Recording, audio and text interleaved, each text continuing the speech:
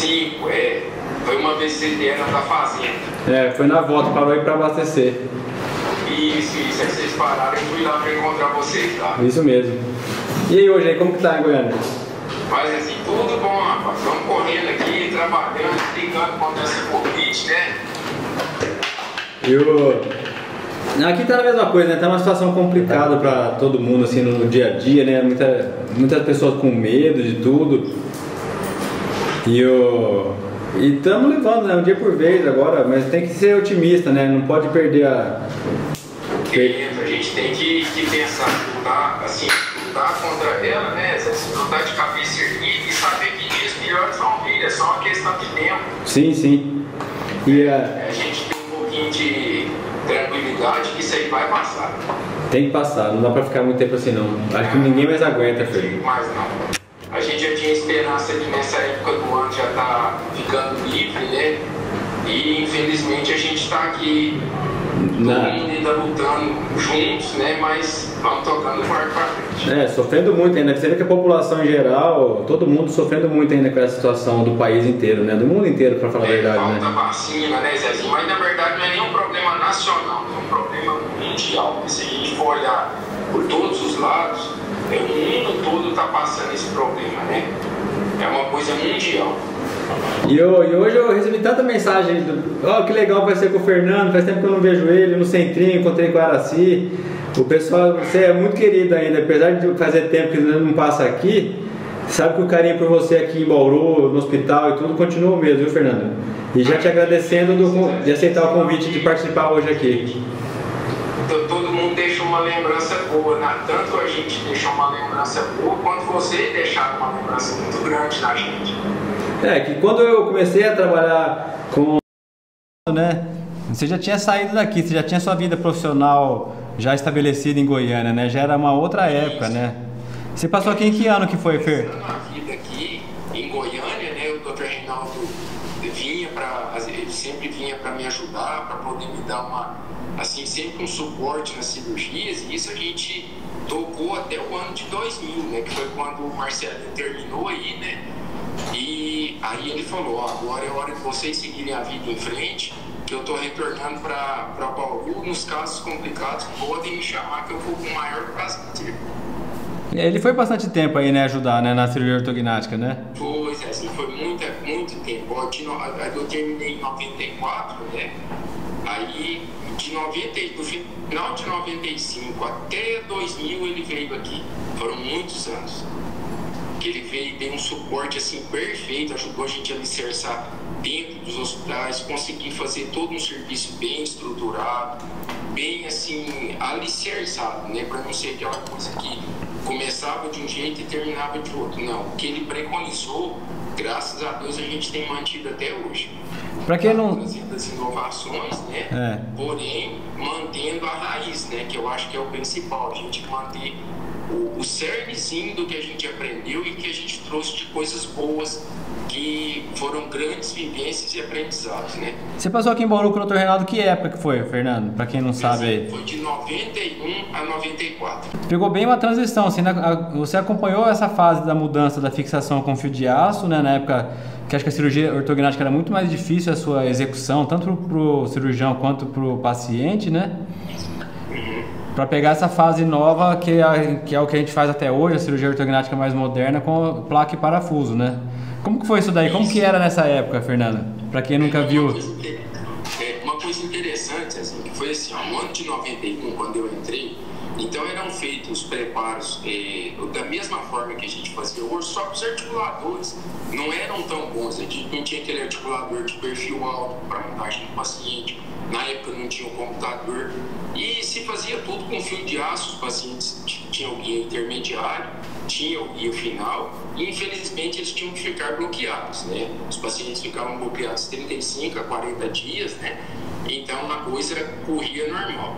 Agora, uma coisa boa, assim, foi assim, que eu vi no ano de 91, a gente passou fazendo com fio. E logo no final de 91, começa as empresas de Rio Claro começaram a aparecer no centrinho e oferecer para o Dr. Reinaldo, ó, a gente está começando a produzir placas, são placas que estão sendo produzidas no mercado mundial, a gente está tentando copiar da melhor forma possível. O pessoal da internet, que é da WLores, né, chegou em Bauru também. Então, assim, a gente foi vendo a transição. Então, do fio para a placa, né? Por um lado, era um mundo novo, que a gente tinha que dobrar, torcer, mas por outro lado, também era tudo mais precoce para o paciente e para a gente. À medida que a gente foi ganhando a rotina de fazer, poder mexer, poder se estruturar junto ao paciente, a gente viu que os resultados se tornavam melhores, as coisas eram mais simples. E uma coisa muito boa que a gente traz do Dr. Reinaldo, tenho certeza que você tem isso também, o Marcos, o Rogério, que assim, que todo mundo às vezes não usa, a gente usa um alicatinho 139 para dobrar a placa.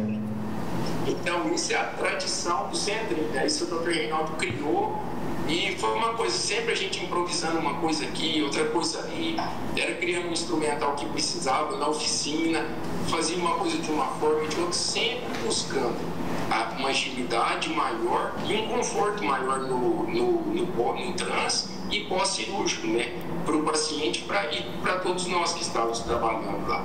Mas eu acho que quando mudou para o paciente essa questão de você falar na avaliação, o paciente saber que ia precisar de uma cirurgia ortognática para poder fazer a sua correção, né, para buscar a função e a estética de volta, você não tem mais que falar que ele tinha que ficar com a boca amarrada tantos dias. Acho que isso deve ter dado uma mudança muito grande na forma do paciente aceitar fazer a cirurgia ortognática, né? Porque mesmo nessa época, Fernando, era uma coisa muito nova e restrita a poucas pessoas, né? Falando em 91, há 30 anos atrás, né? Era uma coisa que não era muita gente que fazia, era muito pouco. Pelo contrário, né? Era muito limitado os lugares. Uma coisa interessante, assim, que a gente via, assim, à medida que os procedimentos melhoravam, então melhorava assim, falava, não, então não tem uma coisa que parecia assim, aparentemente era de uma coisa difícil para o paciente, ele sabia que teria que passar por aquele procedimento, porém seriam 45 dias, 45 dias, bloqueado, diminuía a dieta, o paciente não teria uma higiene tão boa, pacientes mais ansiosos, era difícil você ter o controle. E junto a isso, só puxando a pergunta que você iniciou, uma coisa extremamente importante, que mesmo nessa época, o que fazia diferença era o zelo, o carinho e assim, o cuidado que a gente tinha pelo paciente. Às vezes você via um paciente que estava bloqueado, então se você fazia higiene nele de forma correta, se você propiciasse para ele um feedback mais assim, de proximidade e uma coisa que você pudesse estender uma mão amiga, o paciente respondia melhor ao tratamento. Então, assim, as coisas foram evoluindo, o paciente foi se mantendo de boca aberta, foram chegando nas placas e, com isso, tudo foi se tornando mais ágil, tornando mais prático, né? Até a gente chegar nas placas que são reabsorvíveis hoje. Porque, às vezes, pacientes que têm necessidade de fazer mamografia, ou pacientes que têm necessidade de fazer ressonância, já tem a oportunidade de pedir, ou pacientes que estão em crescimento. Sim. Então, assim, tem muita coisa nova no mercado que tem surgido para o benefício do paciente. Uma vez que tem, assim, indicado, todo o material tem o seu valor. Então, foi uma época muito boa, assim, eu tenho podido acompanhar essa transição.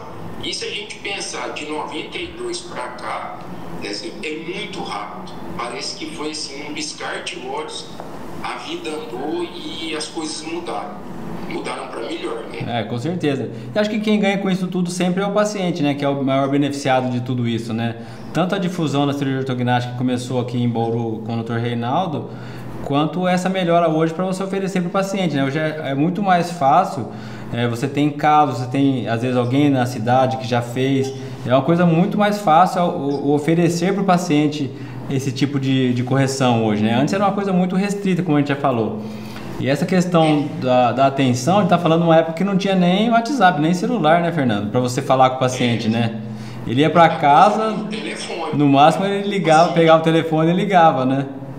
Tinha que ligar, correr atrás do paciente, saber se estava bem, saber se não estava tendo febre, intercorrência, processo infeccioso. Então, assim, o cuidado que a gente tem hoje é claro, se você reduz a mobilidade do paciente, que é a função motora de tudo, né?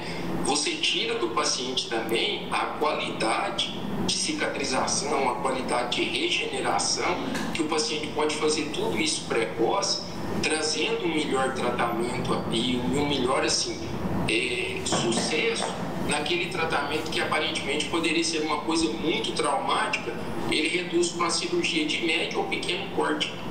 Então, assim, tudo vai depender do perfil do paciente, sim, né? Porém, assim, se a gente der esse apoio, ele consegue atravessar esse caminho de forma boa e de forma, assim, satisfatória. A gente tem uma rotina no começo, logo nos primeiros dias de pós-operatório, é lógico, se o paciente é de fora não tem como fazer isso, mas se o paciente é da cidade ou passa uns dias aqui, ou mesmo em São Paulo, de você poder ver o paciente quase todo dia, né, Fernando, no começo, né, para ensinar ele a escovar, ensinar ele trocar os elásticos, fazer esse apoio de perto, faz muita diferença no começo. Eu sempre tentei fazer isso também, só não faço quando o paciente não pode ficar aqui, sabe? Assim, toda vez que eu, por exemplo, tenho um paciente que às vezes ele é de fora, eu peço que pelo menos 3 dias eles aguardem comigo aqui, que é o tempo de eu ver a evolução dele. E outra coisa, é a fase que, do ponto de vista anestésico, né, ele já passou daquela fase de depressão do córtex cerebral, ele já começa a responder positivo a tudo, ou seja, esse paciente começa a ter uma melhor resposta ao tratamento, uma melhor aceitação, ele já começa, o humor começa a voltar ao normal. Então, tudo isso é extremamente importante. Então, os pacientes que são daqui, eu tento assim, eu falo, ó, o dia que vocês precisarem, gente, primeira semana eu olho todos os dias, depois eu vou dando uma intercaladinha, dia sim, dia não, até para ele também aprender a trocar o elástico, ele ter um estímulo para poder mudar. Eu falo, ó, qualquer coisa que precisar, tô aqui quietinho no consultório, tô quietinho no celular. Então, o importante é a gente mostrar que a gente está presente e está caminhando junto com ele, que ele não está sozinho nessa luta. E ao mesmo tempo deixar o paciente ganhando confiança, né, com o passar do tempo, né? Que é o que acontece, né? Depois que ele vê que está tudo no lugar, que ele começa a ver o resultado, que os dentes estão encostando, vai motivando ele a fazer cada dia melhor, né? Acho que isso é muito importante.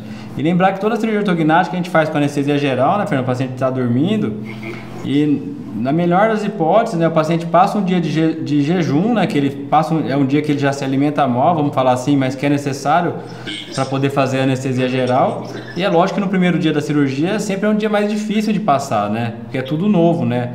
O paciente às vezes apresenta edema, ele passou um dia sem comer direito, ele volta com uma alimentação líquida no primeiro dia, então tem uma adaptação do corpo nesses primeiros 2, 3 dias, como você falou, né? E é muito importante estar perto mesmo, com certeza isso faz a diferença do nosso pós-operatório, né?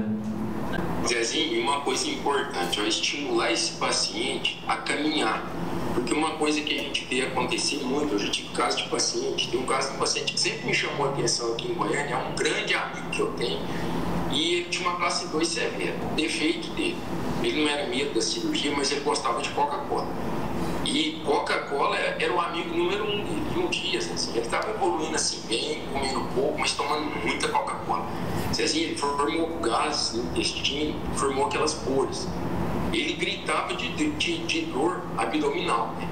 Aí eu brincava com ele, falava, Maurício, você tá sentindo dor de alguma coisa? Não, cirurgia tá beleza. O problema meu foi o intestino, eu bebi Coca-Cola demais, então assim, encheu de gás e precisava eliminar isso, né? Mas você falou, agora a dieta é líquida, ele achou que Coca-Cola era a dieta dele, né, Fernando? Coca-Cola ele achou que podia fazer o que bem achava. E quando você estimula o paciente, ó, tanto na mobilidade, quando você vai estimulando ele vai sumindo dores no corpo, ele vai tendo motivação para ter uma melhor alimentação, porque o corpo começa a voltar ao metabolismo normal. Então, ou seja, você faz com que ele retorne à sua vida normal de uma forma prática, de uma forma assim, simples e natural, que ele não fique tendo que inventar muita coisa. Eu falo, ó, melhor medicamento que você tem para um pós-operatório, faz uma feira bem feita, com muita verdura, com muita fruta, muito vegetal, muito legumes,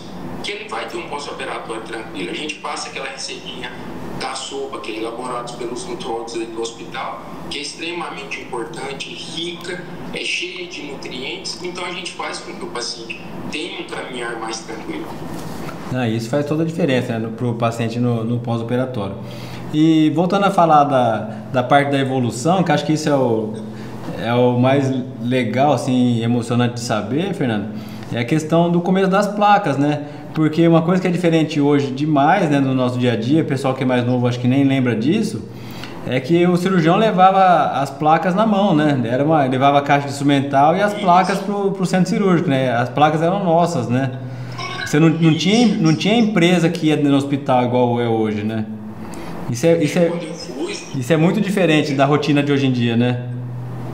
Quando eu fui para os Estados Unidos, assim, eu trouxe um kit da W. Morris, um de 1.5, o 2.0, eu só não trouxe a 2.3, que assim, o trauma não era o carro-chefe, né, do consultório, então eu preferi manter as duas caixas bem, mas é igual você falou, era difícil, porque a gente tinha que controlar a quantidade de placas, quantidade de parafusos, e fazer essa rotina toda, além de todo o trabalho que a gente tinha, de montar paciente, soldar os ganchos, então assim, mas é um trabalho que foi gostoso, a gente aprendeu a fazer de uma forma, com o Dr. Reinaldo, natural, de uma forma extremamente bem feita e segura. Então isso nos deu assim, pelo menos muita confiança para poder lidar com todos esses problemas que a gente às vezes enfrentava no tratamento, e que a gente passou a eliminar pela forma com que ele preconizava, né? Que ele cobrava da gente assim, que a gente tivesse um serviço de excelência, que a gente brigasse não por um mais ou menos, que a gente brigasse por coisas de primeiro mundo. E é isso que foi a minha maior marca. No tempo que eu morei nos Estados Unidos, uma coisa que eu tenho orgulho, por exemplo, eu posso dizer que lá é uma monstro de uma economia, os hospitais são perfeitos, mas eu posso dizer com orgulho, todos os profissionais da Universidade de São Paulo, todos os ortodontistas que foram professores, o professor Tino, o professor Omar, a professora Arlete, a professora Terune, a Araci. Não vai esquecer de falar da Araci, ela está assistindo a gente. Ela foi lá pedir só para ver como que ela ia assistir hoje, viu, Fernando? Então a Araci era o salva-vidas. Eu sei disso também, que ela já te salvou muitas vezes na cirurgia, viu? Na sequência da... lá. Ela tranquilizava todo mundo. E é um prazer hoje trabalhar junto, né? De encontrar eles no hospital, né? Igual a gente estava falando isso. O legal do Centrinho é você ver as pessoas que te inspiram do lado, né? Isso é muito mágico, né? Mas pode continuar falando, eu te atrapalhei, Fer. Uma coisa que você estava falando, na hora que você falou isso aí do Centrinho, é uma coisa que me chamou a atenção, que eu estava pensando hoje.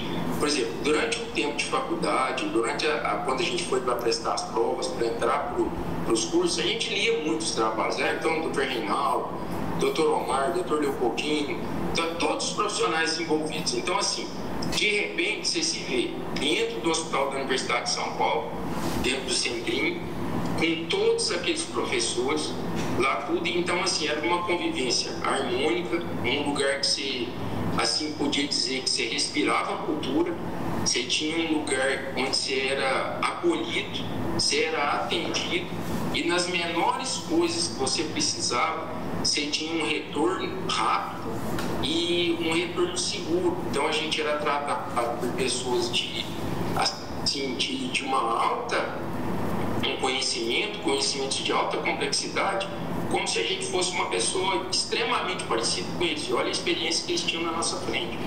Isso foi muito foram profissionais assim que fizeram a história na ortodontia, na cirurgia e na odontologia em geral aqui de Bauru, né? O pessoal que veio dessa fase, né? Eles deixaram um legado, que esse legado é inquestionável e não tem como não reconhecer que isso aí foi a base de formação de todos nós e a inspiração, né? Sim. Isso é muito importante. E sempre vai ser, né? Nunca vai dar pra... Acho que...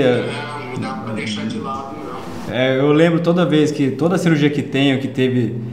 Não tem como fazer alguma cirurgia e não lembrar da rotina, de como era com o Dr. Reinaldo junto. Isso daí é uma coisa que nunca vai sair, sabe? Essa memória do dia, da véspera, do planejamento.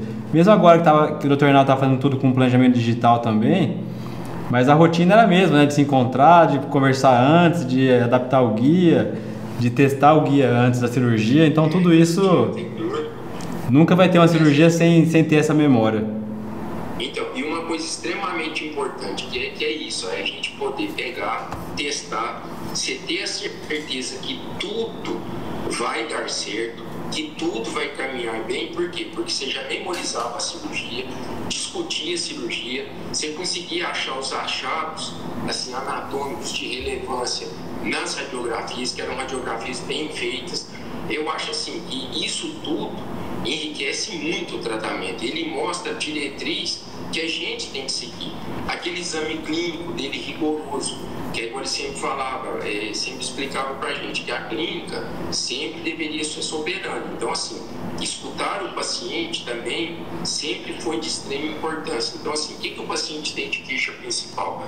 Eu gostaria disso. Então, por exemplo, se a gente for ver no campo de vista antropológico, determinados pacientes não têm condição de ter, às vezes, o que ele sonha. Então, nada é melhor do que lidar com a realidade para esse paciente. Falar, é como você está me dando uma madeira. É uma madeira de lei, é um móvel, é uma aroeira. Então, com isso eu construo uma mesa de uma alta resistência. Ou vocês me falar, eu vou te dar uma mesa de eucalipto. Então, eu vou falar, a durabilidade dela vai ser menor em virtude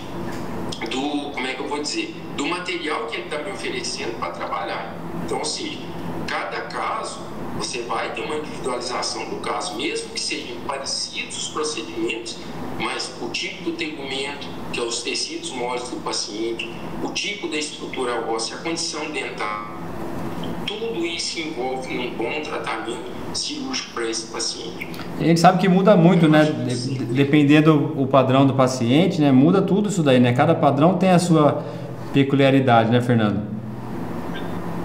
Isso. Vai ter por exemplo, se você pega um paciente tônico, você pega um braque, cada um vai ter uma característica, cada um vai ter uma apresentação de resultado.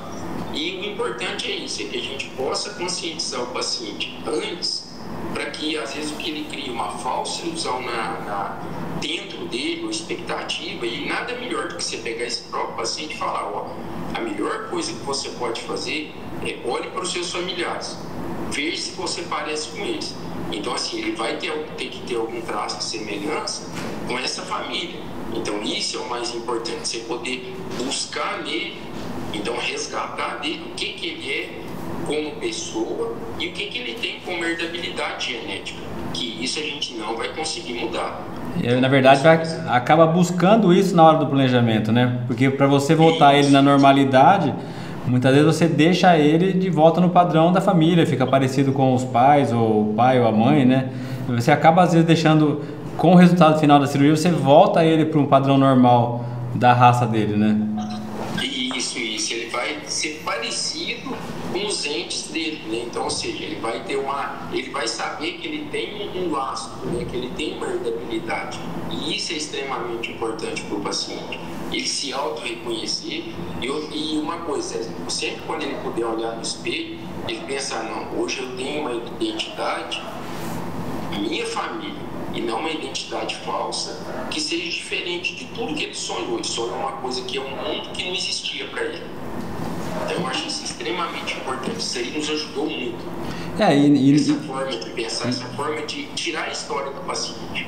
Isso tudo nada mais é do que você ser sincero com o paciente que está ali na sua frente, abrindo a vida dele, né? Expondo os problemas e se deixando, de certa forma, frágil ali para você poder falar o que vai fazer e o que você vai poder obter com o resultado, né? Porque ele não vai nascer de novo, né? Ele não vai nascer de novo, a vida vai continuar depois. O mais importante é isso, ele pensar que depois da cirurgia, dependendo do perfil facial dele e a estrutura anatômica que ele oferece para nós trabalharmos, ele vai ter uma melhora grande, significativa, porém ele não vai ser um ser humano diferente daquilo ali. Ele vai manter as características dele, porém com tudo no lugar correto. Então isso dá para ele uma condição de vida boa. E outra coisa, se ele, é como se ele falasse, não, hoje cefalometricamente eu quero me ver se eu tenho posições de estrutura óssea normal. Ele vai ser um indivíduo normal. independente do formato da face ou das feições que ele apresenta. Então, é muito importante essa conscientização do paciente para a previsibilidade do resultado cirúrgico.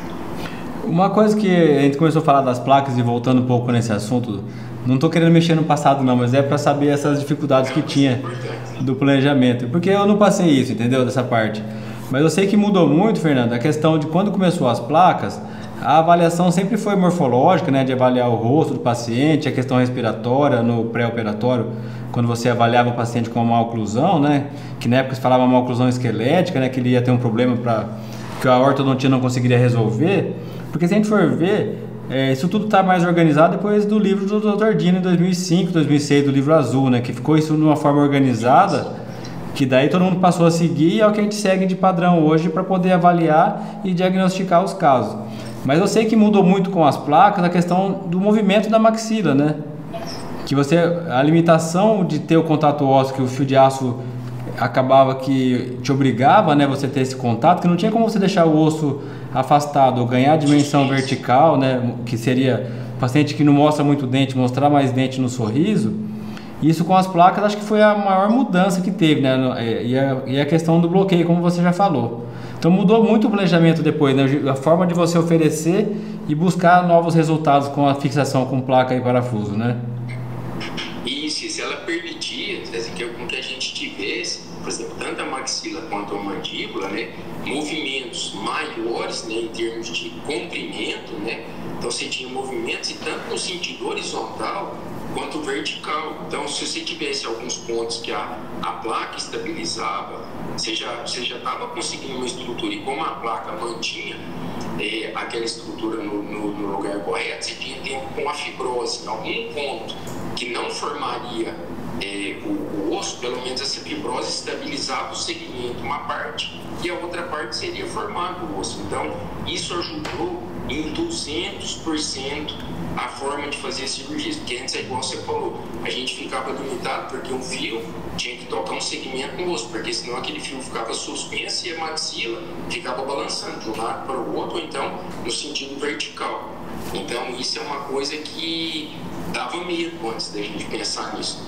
E engraçado, com o advento das placas a gente foi descobrindo, né, que é igual a ortopedia, quanto mais rápido você coloca o paciente em movimento, melhor você forma o osso, né? Você vai formando o carro, você vai tendo a osso-indução e a osso-formação, né? Então, quanto mais carga, mais rápido forma.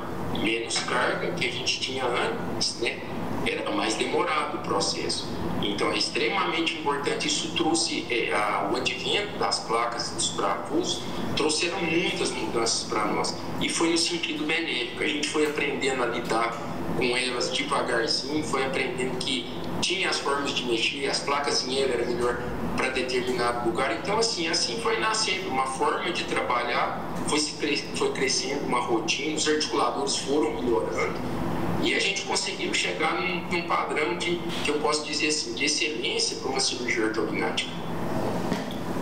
Acho que isso com certeza deve ter melhorado muito. Eu nem imagino como que era antes você planejar com toda essa limitação, né? Porque você tinha limitação de execução e acabava tendo limitação também de resultado, né? Isso com certeza acontecia. Isso. Às vezes você não ter o melhor resultado possível, sempre buscava a oclusão, mas não tinha essa busca total pela perfeição do perfil, né? Isso não era, às vezes não era possível, né? De se realizar, né? Então a gente sabe que alguns padrões faciais eram prejudicados com esse tipo de planejamento, né?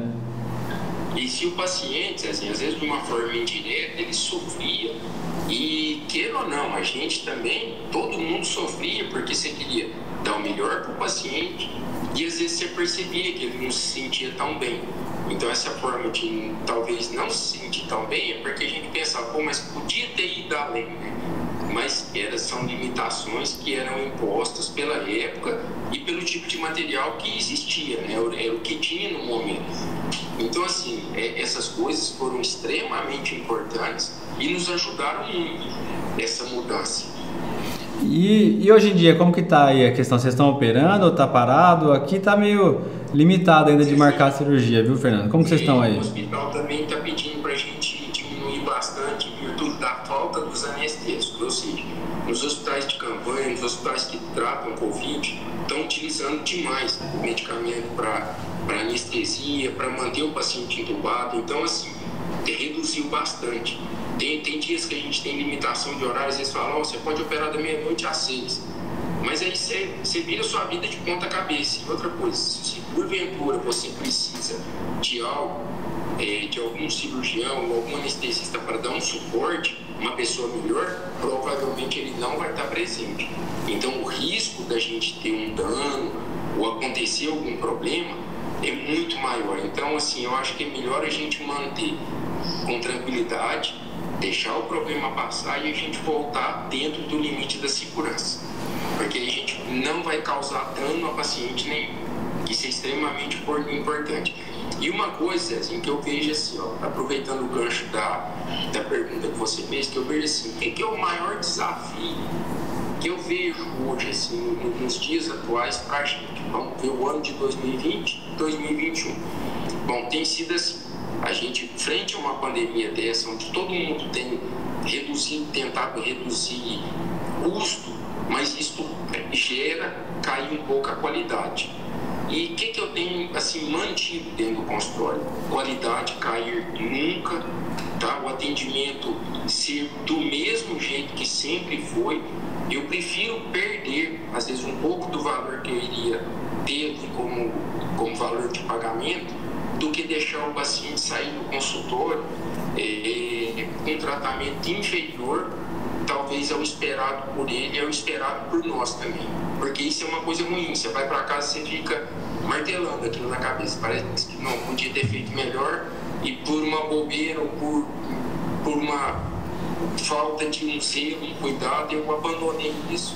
Mas eu acho que isso é a nossa luta, é manter tudo igual tem que ser. Então, ou seja, usando materiais de boa qualidade, fazendo o melhor que a gente puder fazer pelo paciente e oferecendo o melhor trabalho. Eu acho que esse vai ser o diferencial de agora em diante. E acho que o nosso desafio é manter o dia a dia na clínica agora, né? Manter a bola girando aí, né? Manter os atendimentos, né? Tem bastante paciente esperando também para poder marcar a cirurgia aqui. E a gente está cauteloso também. Quem quer operar, a gente consegue. Quem não está com pressa, a gente está deixando para esperar. Porque está uma situação muito delicada, né? Porque uma pergunta que a gente sempre escuta tem risco? Tudo tem risco hoje em dia, né? Isso. É justamente isso. Você falou uma coisa que um paciente me perguntou, ele falou, mas doutor, e se eu ficar doente? Quem que fica responsável por mim? Eu falei, normalmente você tem que saber que você pode ficar doente e às vezes a gente não por estar vacinado, mas um ente da gente pode, um filho, uma filha, pode ficar doente em virtude de uma doença que a gente trouxe do centro cirúrgico para cá. Então, assim, as cobranças de resultado ou de limitações são de ambos os lados, né? Então, a preocupação existe. Então, o que é o melhor? É a gente falar, o risco existe e a pessoa também teria que ter o bom senso, né? Que ela pode adquirir Covid na rua, em qualquer outro lugar, a não ser dentro de um centro cirúrgico. Mas, uma vez que o risco existe, sempre é a área de saúde. Uma vez que você fala, não, está no hospital, a resistência imunológica caiu um pouco, então a gente começa a trabalhar numa faixa onde o risco começa a aumentar. Então, risco alto com procedimentos, ou então ter que reduzir procedimento para diminuir o tempo. Isso é uma coisa assim, que eu tenho trabalhado muito comigo para não fazer, reduzir assim, o procedimento. Então, ou seja, se é maxila, mandíbula, vamos executar maxila, mandíbula da melhor forma possível, independente do que aquilo vai gerar para a gente dentro do hospital. Não, eu queria que você fizesse uma cirurgia mais rápida. Não, a cirurgia para ele ideal é essa. Vamos obedecer os critérios, os parâmetros que a gente foi pré-estabelecido, que a gente quer para aquela pessoa. O que a gente está tentando fazer aqui é diminuir o tempo de hospital, né? Tentar dar alta no mesmo dia, às vezes no final da tarde, quando opera de manhã. Ou operar no final da tarde, à noite, que está tudo maluco assim mesmo de horário, né? Perdeu aquela rotina de sempre ser às 7 da manhã. 7 horas da manhã. Mas e às vezes opera à tarde, no final da noite, e dá alta no outro dia cedo, sabe? Deixar o menos possível o paciente internado no hospital nesse período. Até porque a demanda está muito grande pela necessidade do hospital, né? Isso. Mas acho que isso tá geral, né? Isso não é uma realidade minha nem só sua, né? Tá, em todo lugar tá desse jeito. Eu creio, Zezinho, que é o mundo todo, e talvez a gente diria assim, é o mundo todo e talvez lá fora está pior que a gente aqui. Tem muitos países que estão, assim, eu creio que numa situação bem pior a nossa. Então acho que a gente vai passar por isso, é uma questão de tempo, a gente ter tranquilidade, alinhar os pontos e tentar passar por tudo isso de cabeça da forma mais fria possível.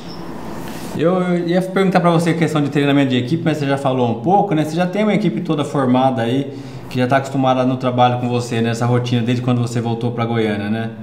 Isso. Assim, uma coisa importante que eu falo, a gente tem que ter as pessoas que trabalham com a gente, que vão ser cirurgiões, vão ser uma técnica de enfermagem que trabalha comigo no consultório.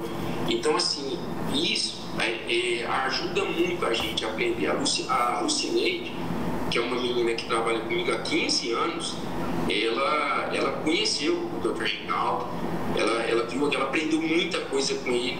Então, assim, isso, Zezinho, ajuda muito. Eu falo assim, você tem uma rotina. E como é que a gente deve, que eu penso assim, na hora que você falou, a gente conversou, né, de como elaborar essa equipe.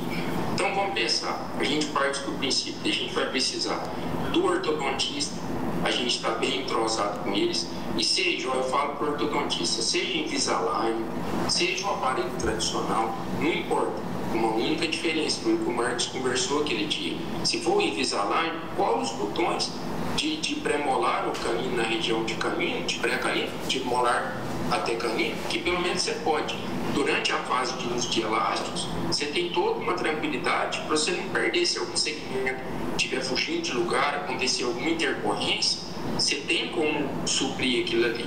Bom, dos outros aparelhos seguem todos tradicionais. Bom, passando a parte do ortodontista, a gente vai ter um reabilitador, porque tem muitos pacientes que você já tem que conversar. Um tem a menogênese imperfeita, o outro não tem uma condição bucal tão boa. Aqui ele tem tem pacientes que têm excesso vertical de maxila muito grande, e agregado a isso, ele tem um excesso gengival também grande. Então ele tem que saber que cirurgias que, além da ortognática, vão ter que vir, outros procedimentos vão ter que vir. A gente não pode esquecer também, Zé, da figura da fonoaudiologia, que eu aprendi aí, que é extremamente importante. Se você tem pacientes que têm função toda deformada, pelo menos que essa fonoaudióloga faça uma consulta com ele, que ela entenda o que está acontecendo e que você possa passar, explicar pelo menos, esse paciente vai passar pelo procedimento A, B e C, então isso é a nossa meta. Então, através da avaliação que é feita, eles dão um segmento, e a fonoaudióloga que eu trabalho com ela aqui em Goiânia, a doutora Lídia, que eu tenho um prazer muito grande de fazer isso, a gente sempre fez isso, a gente cuida do paciente, a gente olha como um todo. Então eu falo, olha, eu vou precisar disso, ela fala, não, para isso, eu preciso disso, daquilo e daquilo. E tem pacientes, Zezinho, hoje que ela consegue tão rápido, porque ela já foi paciente de cirurgia ortognática. Ela termina o paciente em 6 sessões. Então, assim, isso é muito bom. E hoje, com o problema da pandemia, se precisar, ela trata o paciente virtual. Isso a gente teve que se adaptar nisso aqui também, né? Porque a gente tem toda uma equipe hoje, eu falo de ouro, né? Que a gente conseguiu formar em pouco tempo, né? Que eu sou formado em 2001, Fernando. Não tenho tanto tempo assim de serviço ainda. Eu fiz 20 anos de formado agora, mas isso, vamos falar assim, que é novo, né? Perto que vocês já passaram, já desbravaram, né? Mas hoje já tem uma equipe que a gente consegue até oferecer para o paciente, eu sempre ofereço de um pacote fechado, porque ele vai ter todo esse suporte no pós-operatório. Então já tem a nutricionista que fala com ele antes e acompanha nos 40 dias, já tem a fono que avalia antes e acompanha depois, a físio também. Isso tudo hoje teve que mudar, uma borboleta em mim aqui, teve que mudar na pandemia para também ser muita coisa disso online, né? Isso, para poder otimizar, né, Zezinho? E uma coisa, Zezinho, que eu sempre tenho a rotina de fazer aqui, por exemplo, tem um instituto de radiologia que eu sempre tenho o hábito de mandar pedir para os pacientes. Então, assim, todo mundo de lá já sabe o jeito que eu gosto, eu já padronizei certinho, mostrar alinhamento do pescoço, para a gente poder enxergar a via aérea, enxergar tudo com nitidez. Por exemplo, na hora que for fazer a panorâmica, fazer com o paciente de oclusão, para a gente poder fazer um traçado bem feito e conseguir fazer os dentes em posição normal, seja ele o traçado computadorizado, digitalizado ou não. Você tem um paciente de oclusão, vai ser muito importante porque você consegue as coisas serem mais próximas do real possível, né? Então, assim, eu já olho no raio-x antes do paciente sair, porque você poupa tempo, você poupa esforço, você não imprime fio. Então, o paciente fez o raio-x, olhou, então já estou lá na frente, o computador está tudo bem, então é tocar o barco e seguir as coisas em frente. Então, assim, eu acho que tudo isso trouxe muito, assim, ajudou a gente bastante. Mas o que é importante? É a gente manter essa rotina de agora para frente, tentando, assim, o que pode fazer, dando o maior subsídio para o paciente não ter que voltar em lugar nenhum, então, ou seja, ele não ter repetição de funções, melhor para ele. Porque a gente está falando hoje de manhã, a gente conversou hoje, manhã não, hoje à tarde, né? A questão da cirurgia ortognática, do que envolve a cirurgia, né? Que o paciente acha que é só ali no centro cirúrgico e acabou. Mas tem uma sequência inteira até o paciente estar de alta da nossa parte, né? Isso demora bastante, se for ver, né? Porque é o preparo, às vezes o paciente começa, antes de colocar o aparelho, ele faz essa consulta, esse primeiro contato com a gente, daí ele, vamos falar assim, ele é convencido por nós a fazer a cirurgia ortognática, né? Ele aceita fazer a partir do momento que ele entende o que ele vai passar e a melhora que ele vai ganhar com o resultado. Daí ele volta para o ortodontista, começa o aparelho fixo, tem todo aquele preparo, avalia modelo nesse caminho, daí marca a cirurgia. E nessa fase de marcar a cirurgia, o paciente já está, assim, praticamente todas as dúvidas já tiradas, né? Já falou com a gente várias vezes nesse meio do caminho. Então você cria um laço com o paciente até ele terminar, que sempre o paciente faz ortognática, ele vira uma parte ali do consultório, vira uma parte da nossa vida para sempre, né, Fernando? Isso. E uma coisa extremamente importante, assim, você pode ter certeza, qualquer coisa que esse paciente tiver, devido talvez, como você relatou, devido à dimensão do tamanho do procedimento, o paciente acaba virando um amigo. Então, às vezes ele tem alguma coisa para fazer, alguma coisa que ele tem que ser realizado no procedimento, a primeira pessoa, às vezes, que ele lembra de perguntar vai ser para você. Então, isso é extremamente importante. Você manter esse laço, manter o vínculo bom, e o paciente tem que entender que, tanto ele quanto nós, né, que ele terminou o procedimento, ele está livre, né, ele vai seguir a vida dele, mas a gente vai ser sempre um referencial na vida dele aqui, porque a gente sabe muita coisa do que aconteceu, tem parte envolvendo, que envolve o consultório, parte que envolve o centro cirúrgico, tem um anestesista que às vezes é um herói anônimo, né, que ele mantém tanta coisa boa pra gente. É o que dá condição na hora de fazer a cirurgia, né? Então aqui, eu sempre tenho a rotina. Os pacientes vão fazer a consulta pré-anestésica sempre um dia antes da cirurgia. Então eles conhecem o anestesista já dimensiona tudo, isso torna com que no outro dia de manhã ele já chega dentro do centro cirúrgico aliviado. Por quê? Porque ele sabe por quem ele vai ser anestesiado, o que vai ser feito e como vai ser feito. Você gosta de pedir para o paciente internar no dia ou você pede para internar antes, Fernando? Como que é a rotina aí? Eu sempre peço para eles irem, que às vezes no hospital tem uma demanda alta de internação, para eles irem de madrugada. Eu converso com o pessoal da internação, o hospital aqui que eu fico, eu acho muito bom a rotina que eles têm, o NIC. E assim, eu combino com o paciente, chega às 5 horas da manhã, já faz a internação, às vezes os pais aguardam na recepção um pouquinho ali até surgir o quarto, mas nisso o paciente já foi para o centro cirúrgico. Então ele já chega lá, tem a fase de recuperação. Na recuperação, como é muito cedo, o anestesista já vai fazer medicação pré-anestésica. Na hora que ele chega na sala de centro cirúrgico que ele vai ser operado, ele já está pronto, já está arrumadinho para início do procedimento.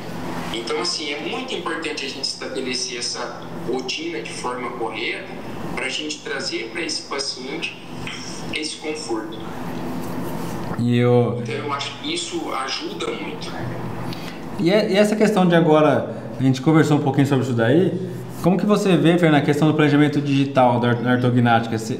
Eu acho que é uma facilidade, né, mas não muda nada do que a gente avalia na hora de fazer o planejamento, né? Acho que isso, a forma de avaliação acaba sendo a mesma, né? Como que você vê isso hoje, Fernando, na rotina?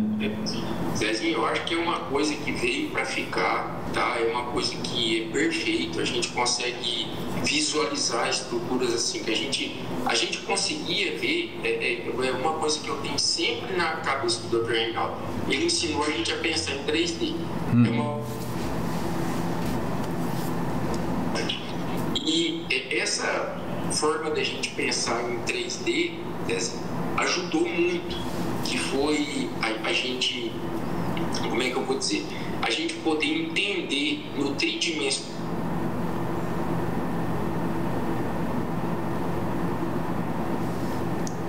Nos ajuda muito a gente a manter como é que eu vou dizer, a manter o elo de ligação entre um lado e o outro. Então, assim, o que o digital também traz de facilidade? É igual você falou, ele otimiza o tempo, tá? E nessa otimização, assim, que a gente tem do tempo, nos ajuda no intuito de fornecer.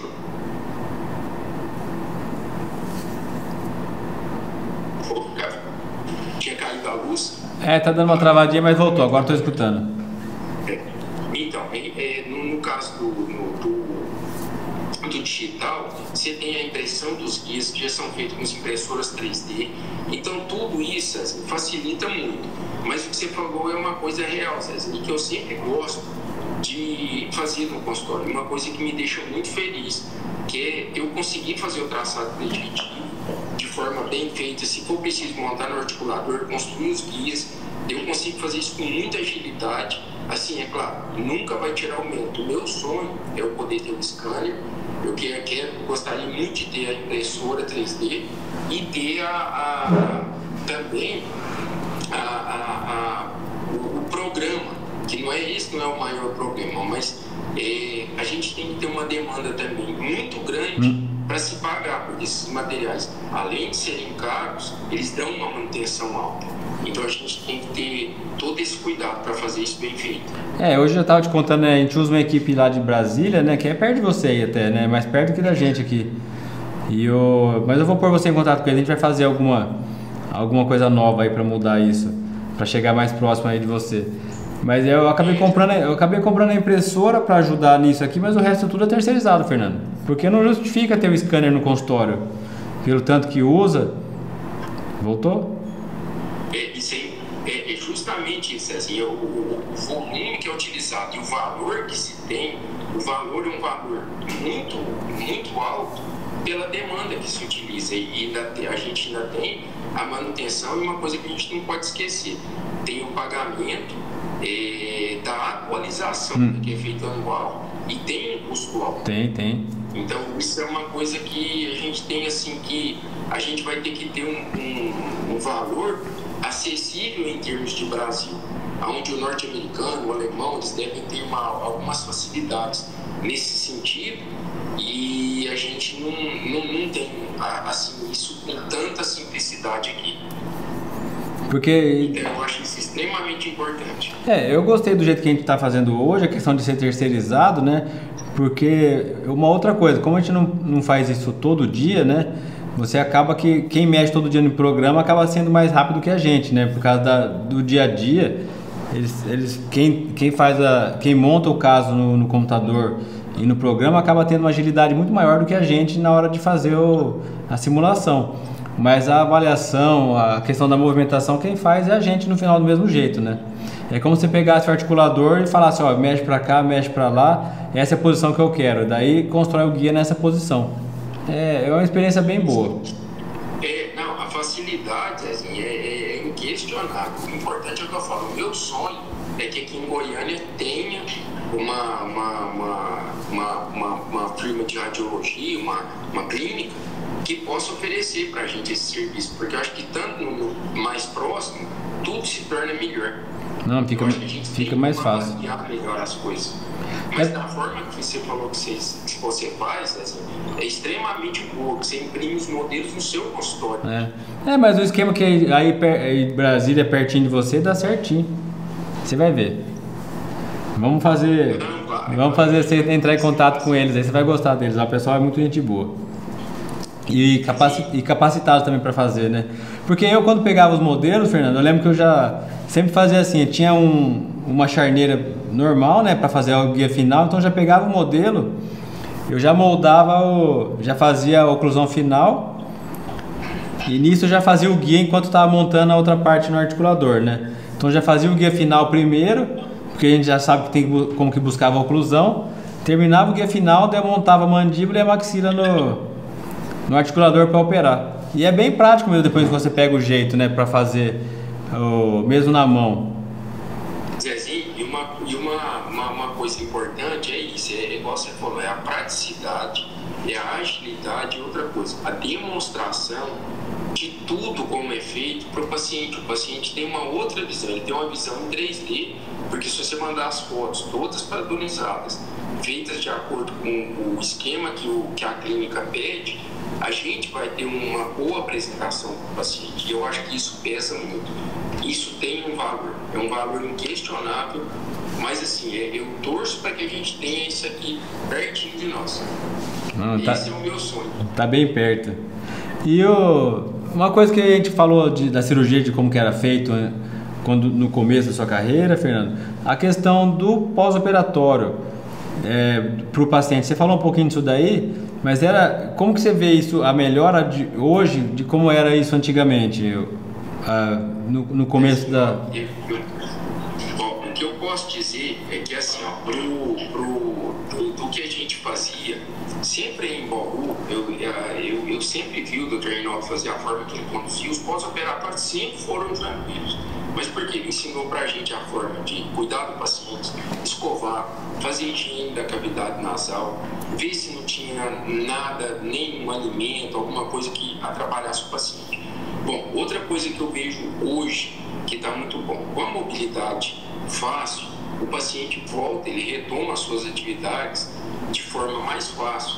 Você tem pacientes que têm acesso a fonoaudiologia, você tem pacientes que têm acesso como é que eu vou dizer assim, a vitaminas, a complexos vitamínicos. Porque esse protocolo não existia antes, né, Fernando? Não tinha isso, né? Esse atendimento multidisciplinar, né? E ele ia fazer uma compra de verduras bem feita no final da semana ali, ó, e era o que ele iria utilizar. Hoje não, hoje a gente tem uma gama de produtos que dão um resultado. Mas eu falo para meus pacientes, assim, eu peço para que todos ganhem um pouquinho de peso, que chegue um pouquinho mais pesado na cirurgia, assim, o pesado é pouquinho, que ele ganhe massa muscular, que ele pratique esporte, que eu falo, ó, todos que fazem esporte vão ter tudo devolvido mais rápido, vão ter uma energia melhor, vão conseguir fazer tudo de forma mais prática. E uma coisa importante, Cezinho, é justamente isso, a gente poder fazer com que essa pessoa volte para a vida. Com 15 dias eu peço para o paciente comer o arroz molinho com carninha moída, fricassê de frango, é desfiadinho, ele vai engolindo ali os pedacinhos, ele já começa a sentir, você vai tendo a nível de estômago, de esôfago, intestino, ele já vai tendo uma motilidade maior, ele já vai funcionando o intestino melhor. Então, ou seja, a vida vai voltando ao normal. Então, isso é extremamente importante. E eu acho que estamos quase no final, mas uma última pergunta. Essa pergunta é minha, não é nada combinado. Mas assim, na minha vida a cirurgia acabou entrando no último ano, né? Para quem não conhece essa história. Mas durante a faculdade eu tive várias paixões assim por especialidades, né? Eu comecei na odontopediatria, na iniciação científica, passei para dentística, depois eu queria pério. No último ano só que eu fui conhecer a cirurgia. E o que a gente faz hoje no centrinho e fora era uma coisa que quando eu entrei na faculdade eu nem imaginava, né? Como que a cirurgia entrou na sua vida, Fernando? Como que você acabou virando um cirurgião bucomaxilo? Zezinho, desde o início... Eu sei que essa história é meio longa para 5 minutos, mas é o que a gente tem aqui e eu queria que você terminasse com isso hoje. Vou procurar ser... Logo quando eu estava na universidade aqui em Goiânia, na Federal de Goiânia, eu fui monitor de cirurgia, eu fui monitor de anatomia, depois eu fui monitor de cirurgia. Então, assim, sempre eu gostei muito de cirurgia. Eu fui monitor de cirurgia na faculdade 2 anos e meio.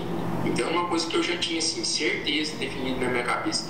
Mas uma coisa, Zezinho, que eu sempre achei bom, se você perguntar para mim, Fernando, você consegue fazer tudo, você consegue moldar, se for preciso você fazer uma prótese, se for preciso você fazer um ajuste oclusal. Zezinho, eu sempre tive assim, muita liberdade, muita facilidade. Por exemplo, aí em Bauru, eu estudei muito ortodontia, eu aprendi muita coisa. Tinha domingo que eu estava estudando aí, o doutor Amar passava por mim no corredor, falava, ó, dá uma lida nisso aqui. A Araci falava, ó, dá uma olhadinha nisso aqui. O doutor Tino falava, tem que você aprender um jeito novo de reduzir fratura. Ele ia lá, colava os brackets passivo, passava o fio, estava resolvido. Então, assim, se a gente tiver uma cabeça, que a gente conseguir ser multidisciplinar, a gente consegue tornar o leque nosso de opções melhores. Agora, sim, é o que eu falo, uma cirurgia foi sempre uma paixão e uma coisa que eu tive muita habilidade para fazer. Sim, o Fernando falava isso. Tem horas que o mais importante, você pergunta menos e tenta observar mais como você me fez. Eu olhava, ficava às vezes mais quietinho e mandava ver. A gente tinha que seguir o caminho, né? Você também já levou bastante bronca, né? Para aprender, né? Não, a gente levava assim, salvava a vida da gente lá no começo. Não, eu lembro. Experiência que foi assim marcante dentro do centro cirúrgico. Eu acho que eu comentei ela com você já, que a gente estava numa cirurgia, aí a paciente teve uma fratura em Lanelong e ela fechou a maxila. Aí a gente foi lá no sábado no protocolo, tava eu, o Dr. Reinaldo e o Marcos, né? Aí com muito custo, na hora que fechou, conseguiu reduzir a fratura, a medida cruzou. Aí o Dr. Reinaldo, ó, esse negócio era cruzado mesmo. O Dr. Reinaldo, se cortar essa barra aqui, será que não fica melhor? Aí ele falou, então toma a tesoura aqui, pode cortar. Mas se errar, a responsabilidade é sua. Eu fui lá com o coração na mão, cortei a barriga, abriu a maxila. Cortou tremendo a mão. Ele olhou pra mim e falou assim, sorte de principiante. Então, assim, a gente achava bom aquilo, porque era uma coisa muito bacana, assim. Ele às vezes dava bronca, mas o coração dele era do tamanho de um leão. E ele, assim, não media forças para poder ajudar. Ele nunca deixou, assim, de dar uma mão para todos nós, ou qualquer pessoa que estava do lado dele ou perto dele. Então, assim, ele sempre era muito sincero. Às vezes ele dava bronca na cirurgia, mas terminava aquilo ali, ó. Não, acabava ali, nunca saía acabava a cirurgia, acabava tudo, voltava tudo normal. Estava feliz do mesmo jeito, é sempre contente. Não, isso com certeza. E é um negócio difícil, Fernando, assim, a gente tentei evitar de ficar falando só do Dr. Reinaldo hoje, mas é uma coisa que eu às vezes acho que ele vai aparecer, sabe? É uma coisa estranha. Zezinho, tem hora que a gente acha que ele vai ligar pra gente no telefone. Que ele vai chegar no consultório, que eu tô ali no centrinho atendendo, ele vai chegar ali e dar um tapa nas costas, me chamar. É uma coisa muito difícil isso ainda de aceitar, sabe? Eu sei que Deus sabe o que faz e quando chega a hora ninguém segura, mas é uma coisa difícil ainda até hoje. E o que eu falo pro Zezinho, a amizade com ele, a Dona Linda, o Luciano, a Mariana, foi além do centro cirúrgico. Eles participaram da nossa vida, da nossa família. Foi meu padrinho de casamento da minha esposa. Então, assim, ele participou do crescimento dos meninos. Então, assim, é uma bagagem muito grande. Então, assim, foi muito bom essa convivência. E a gente sente, porque eu acho assim, ele foi embora novo. E a gente nunca esperava que ele fosse ser pego por essa doença dessa forma tão rápida, né? Não, de jeito nenhum.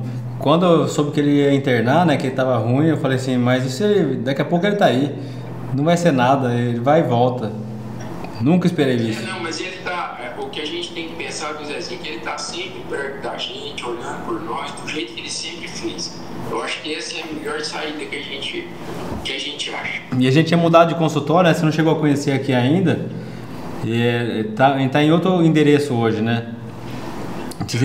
E quase todo dia passava lá. Mesmo na pandemia, ele passava no centrinho. Ele nunca deixou de estar presente, sabe? De ir no hospital, né? Mesmo diminuindo a carga de trabalho assim, de consultório, ele nunca deixou de estar presente, ver se precisava de alguma coisa. Quase todo planejamento que fazia, ele gostava de estar junto, de avaliar, ou mostrava para ele, fazer um planejamento junto, que é o que a gente sempre fez, né? A rotina nunca muda. A gente sentia bem, Zezinho. Às vezes ele chegava aqui em Goiânia e falava, você pode deixar tudo pronto. Aí ele chegava, mas mesmo assim, falava, não, Fernando, pelo amor de Deus, se o senhor não conferir, vai que eu fiz alguma besteira. Mas assim, então assim, a confiança que a gente tem, e isso assim, é uma coisa que eu percebo, que a gente vê tanto a nível profissional, isso parece que vai sumindo do mercado. O sumindo que eu falo assim, parece que as pessoas hoje não têm mais a simplicidade de falar, não, eu vou começar um trabalho, vou me estruturar, eu tenho que montar um segmento de crescimento. Não, a pessoa quer já sair de um ponto, dar um salto que ele já chega de 0 a 1000. E em 2, 3 dias ele já aprendeu tudo. E eu acho que não é, o caminho não é isso. O caminho é um caminho longo, que para a gente percorrer a gente vai passar por muito sobe e desce. E as coisas vão tendo suas intercorrências, mas também vão tendo as alegrias, né? Então o importante é isso, a gente ter em mente que o crescimento é longo e é importante ter esse crescimento alicerçado em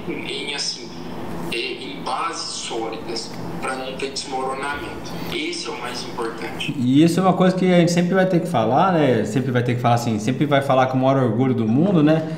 É falar que a gente aprendeu na fonte, né? Isso, a gente, graças a Deus, a gente pegou a água da fonte limpa, né?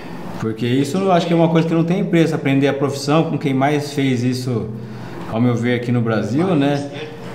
Então isso não... Assim, uma coisa boa que eu falo, que eu até comentei aquela hora, dentro dos Estados Unidos, se você perguntar, eu falo, eles tinham uma estrutura, mas a gente, graças a Deus, tinha o Dr. Reinaldo, que ele conseguia, com toda a simplicidade que a gente tinha, mesmo dentro da Universidade de São Paulo, ele conseguia superar, às vezes, os americanos em termos de resultados. Agora, é claro, a estrutura que se tem lá fora é outro mundo, porém, a gente não ficava devendo em nada. Dentro das nossas limitações, a gente conseguia até chegar mais longe. E é o que a gente brincava, né? Quem sabe se ele estivesse lá, não seria 10 vezes o que foi. Com toda uma estrutura, né? Em termos de ter tudo ali nas mãos, né? Então isso é muito importante a gente lembrar. Mas talvez a gente não estivesse junto, né? Não tivesse participado, né? Se fosse outro país, né? Aí a gente teria que ter nascido, ainda bem que foi tudo aqui, né? Não, a história tinha que ser essa mesmo. Mas só é uma pena, assim, a gente não falou disso, mas é uma coisa que me chateia muito de lembrar. Foi praticamente a primeira pessoa que eu convivi, assim, tanto tempo e perdi, né? Contra a vontade, é lógico, mas é uma coisa muito difícil ainda no dia a dia. Não tem um dia que eu chego no centrinho ou que eu não vou no consultório que isso não me faz uma lembrança emocional, sabe? De querer achar que ele vai voltar. É como, assim, a gente pegar uma radiografia, uma teleradiografia e fazer um traçado. A primeira coisa, pra você ter uma ideia, assim, até hoje, você lembra da lapiseira amarela, né? Lembro. Uma lapiseira amarela igualzinha da épocazinha dele. Ele falou, Fernando, você podia comprar uma pra mim ou pra você? Eu comprei, eu tenho a lapiseira amarela até hoje, eu não larguei ela. Todo traçado predictivo que eu faço com ela. Uma Pentel 09. Então, assim, isso é bom, eu acho que eu tenho a lapiseira amarela, tenho os lápis de cor da Berol. Então assim, mas as coisas vão ficando, a gente vai entendendo que precisa daquilo ali para... são ferramentas simples, porém são de alta resolução. E isso é muito importante, a gente tem isso em mente, que ele conseguiu passar esse legado para a gente. Não, com certeza. Com certeza. Isso é uma memória eterna pra gente. E que a gente consiga passar um pouquinho para a próxima geração, né? Para os outros que vêm por aí, a gente poder ajudar quem está passando, poder ensinar a clientes, poder dar um pouquinho até a mais frente ao que ele fez por nós. E é uma profissão melhor do mundo, né, Fernando? Eu gosto, eu acho muito bom, sinto realizado quando eu estou dentro do centro cirúrgico, eu sinto muito bem. É um lugar que eu gosto de estar, tem muitas amizades. Às vezes o povo fala, não, mas tem determinado profissional da área médica que não dá. Eu, graças a Deus, eu tenho assim, um bom relacionamento com todos. Mas eu falo, isso a gente aprendeu aí, que os consultórios, né, o consultório 16, que era o Dr. Reinaldo, ele sempre foi dentro do hospital. Então a gente, para virar para o centro cirúrgico, era sair da porta do consultório, virar direito de novo e a gente já estava lá dentro. Então a gente cresceu vendo isso, né, Zé? Isso foi extremamente importante. Então assim, a odontologia não era separada da medicina, elas eram juntas, né? Então assim, isso foi muito importante para o nosso crescimento. Então a gente falava com o anestesista, igual a gente conversava com um colega, então a gente tinha N fatores ali que nos ajudaram. O doutor Ailton, anestesista, que ensinou demais pra gente, até a parte de intubação via vídeo. Então ele ensinou N coisas daquele ali logo que surgiu no centrinho. Então assim, a gente tem muita gratidão por isso. Muito. Tem aprendido muita coisa aí. E agora, quando que você vem pra cá? Ou eu vou aí primeiro, hein? O que será que vai acontecer, hein? Mas a gente espera passar essa pandemia e vamos todos encontrar, né? Que tá... Não, estamos precisando sair um pouco daqui, você vir pra cá, quando quiser, viu? Fica aqui o convite público, tá bom? Não, beleza, assim, a mesma coisa fica estendido pra você e a família. Viu? Aqui, vem. Logo a gente vai sim, pode deixar. Ó, acho que foi muito proveitosa a conversa, foi legal saber, eu já sabia uma parte, né? Lógico que sempre refresca a memória, toda a sua experiência, né? Isso é muito importante a gente não esquecer, né? Você sempre foi uma referência para mim também na vida profissional e fora dela, a gente sempre conversou. E muito obrigado por ter topado isso, que a gente faça mais quando você quiser, tiver tempo aí na sua agenda, a gente volta a dividir conhecimento com quem tiver começando. Eu sei que isso fica à sua disposição aqui também, tá bom? Zezinho, uma coisa, eu fico muito grato, e repito, eu vou falar uma coisa bem rápida, que eu queria que uma próxima oportunidade que a gente tiver também, você até comentou o negócio da Daniela, eu já passei o recado para ela, viu? Depois eu vou falar com ela assim, vamos fazer um bate-papo junto. E uma coisa que eu gostaria, Zezinho, da gente relacionar também a parte da cirurgia ortognática com a harmonização, porque eu acho assim, na verdade, elas não são áreas separadas, né? A cirurgia ortognática vai tratar do defeito ósseo e a harmonização vai corrigir as imperfeições em tecidos moles.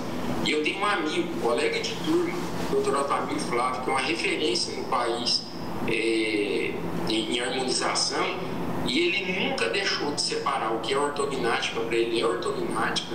Se tem algum complemento a fazer, ele faz. Eu acho que isso é importante, porque isso enriquece os nossos resultados. Porque às vezes você pega um paciente que tem uma hipermetrofia facial, a gente vai terminar e não vai terminar 100% perfeito.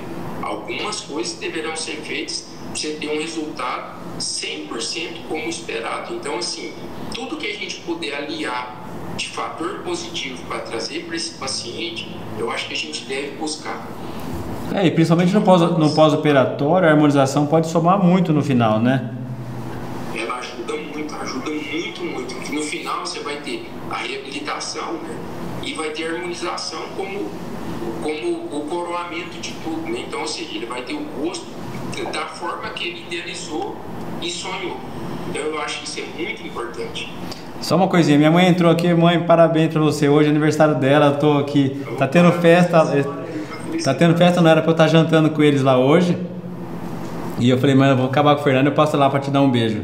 Boa noite, mãe. É bom demais, não pode deixar de pegar a boia com os pais, não. Mas a questão da harmonização no pós-operatório, na verdade, tudo quando é bem indicado tem um bom resultado, né, Fernando? Dezinho, eu falo, tudo tem a sua parte, assim, de colaboração para o bom resultado. Eu acho assim que bons profissionais, na verdade, eles não restringem procedimentos pensando assim, não, eu vou fazer o meu e o resto é problema do paciente. Não, a gente agrega tudo e tenta devolver para esse paciente o melhor que a gente puder em termos de resposta fisiológica, biológica, estética e funcional. Então, eu acho que se a gente buscar esses fatores, a gente consegue ter um paciente mais equilibrado e com uma melhor performance. Então, ou seja, a gente vai ter dentro do consultório mais satisfação dentro de tudo que a gente está fazendo, porque a gente vai ver cada dia um paciente mais feliz.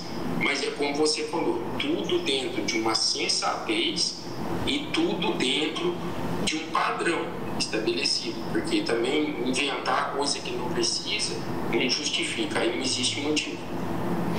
Tá bom? Eu acho que esse vai ser nosso lema. Nossa meta de indicação de tratamento.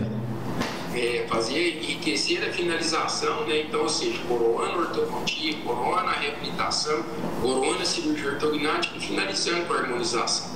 Então, com isso a gente consegue unir as partes da profissão e mostrar que todas são importantes e fundamentais. Tá bom? Então vamos deixar aqui nosso agradecimento a todo mundo. Não, a todos. Ó, você é muito querido, viu, Fernando? Você viu que tem muita gente com saudade sua aqui. Acho que você vai ter que vir para Bauru primeiro, viu? A todos aí a gente tá com muita saudade. Deixa eu abrir tudo aqui, a gente combina. Eu vou aí, você vem aqui, tá bom? Fica combinado assim. Não, vamos sim. Ó, todo mundo que participou aí, que acompanhou, muito obrigado. Eu vi bastante gente, Dona Olinda estava assistindo também, a irmã do Dr. Reinaldo também assistiu. Deixa um abraço. Eu vi eles aqui. Sempre um prazer, a gente continua junto e mantendo a nossa tradição na cirurgia viva através do Dr. Reinaldo, sempre, né, Fernando? Manter sempre a luz acesa e o que a gente nunca pode deixar se perder são os princípios que a gente aprendeu. Ele encurtou o caminho pra gente, ele desbravou ou seja, ele desmatou o que tinha de floresta, ele abriu o caminho pra gente e entregou tudo um terreno plano, sólido, que é só a gente caminhar dentro dele, mas de forma correta. Foi o que ele sempre pediu pra gente, que nunca andasse fora da linha. Então a gente tem que manter isso aceso. Esse princípio ele sempre teve e a gente deve continuar tendo. Eu acho que isso é extremamente importante. Você vê o respeito deles, assim, dentro do hospital, era uma coisa fora do comum, por todas as áreas. E não era ele não ganhava nada de ninguém, não por ser o Dr. Reinaldo, não. Era pela simplicidade, ele conseguia mostrar que às vezes alguém não fazia uma coisa tão bem feita, ele ia lá e fazia. Então, assim, isso chama a atenção que são valores que não podem ser perdidos. Esses valores têm que ser preservados. Feito. Finalizamos aqui então. Um abraço a todos e um agradecimento a todos que nos assistiram aí. Tá bom? Muito obrigado, Fer, mais uma vez. Igualmente, Zezinho, muito obrigado. Boa noite aí, uma boa semana que continua amanhã. E logo a gente faz outra, quando você quiser, quando você puder. Não, vamos. Tá bom? Vamos mantendo contato aí. Tá bom? Tá, joia. Muito obrigado a todo mundo que estava aqui. Valeu, um abração para vocês e para a família aí. Tchau. Tchau.